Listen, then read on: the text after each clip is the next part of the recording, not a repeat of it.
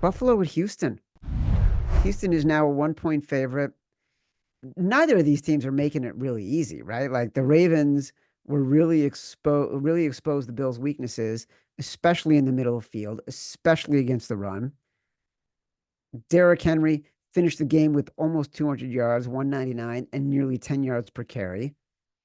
Like the Texans are not as good without Joe Mixon, but CJ Stroud should be able to carve up this defense with Nico Collins, who is a giant of a human being, running over the middle. Yeah, brutal too with Nico Collins. Me and Chad made a bet on Cooper Kupp, who's going to lead the league in receiving yards, and the other guy on my list was Nico Collins. And now I think No, you never told me that. Yeah, and the only reason I didn't want to hammer him on this show was just because of Stephon Diggs. Like I let that get me too scared off. Where it's like, well, they'll spread the ball around. Or at least Cooper Kupp, if Puka goes down, he's the guy. We don't have to deal with the Tank Dallas Diggs. So I think Nico Collins is like 200 yards up on the closest guy in second, something crazy like that.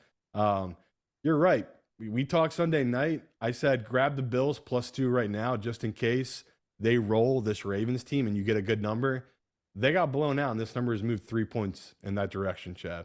So the professionals don't care. They love the Bills in this spot, and I think they kind of have the same view a lot of us did coming into the year of, okay, CJ Stroud did great last year, but he was so great because no one saw it coming, and defenses didn't have a ton of tape to build off of it.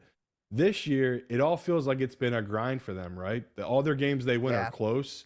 Right now, they're 3-1 with a minus 15-point differential. Like, they're the only team with that. Like, they're the only team that has that type of record with that type of point differential. And it's just because, they've won close games and they got rolled against that Vikings team. So, to me, this is now at the point where Edmonds going to have the trends as too, but like, we're going to have to take Houston, especially if this number keeps going. If this touches 2.5, this is an automatic play in the contest because that's just too much disrespect for this Houston team at home. And me and you like to bet CJ is a dog. Like that to last year, we kind of were stayed away from as a favorite, but as a dog, we loved CJ. He's just really good when he's kind of counted out in these positions.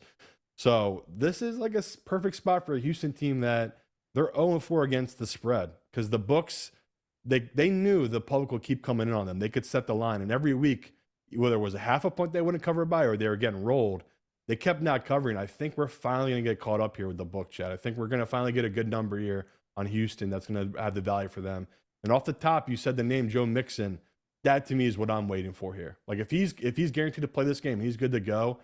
That to me is a huge deal to this Houston team. You just seen his identity really changed his team early in the season when he was playing, how they could just lean on the run and made everything else so much easier on offense. So I like that you brought up his name. Just that's something people to keep an eye on this week if Joe Mixon is going to be finally practicing. The line flip also is something, a trend that we always like to look at. And now it feels like we're getting at least a comparable team to the Bills at home. Also might be getting them at a low point. So I like the idea of playing Houston here. I do think it has a good chance of getting into the contest, depending on how this number moves. I think it's optimistic to think it might get to 2 or 2.5. I think it's probably settling in at that 1 to 2 range. I still wouldn't be that afraid to play the Texans, though, if I can get them as an underdog in the contest. I kind of like it either way. You're right. The books will eventually take a stand, but I think I'll just keep moving because it's professional money moving it right now. Like, Action App, it's what, 80% of the bets, 80% of the money right now is on the Bills. So, eventually you're right.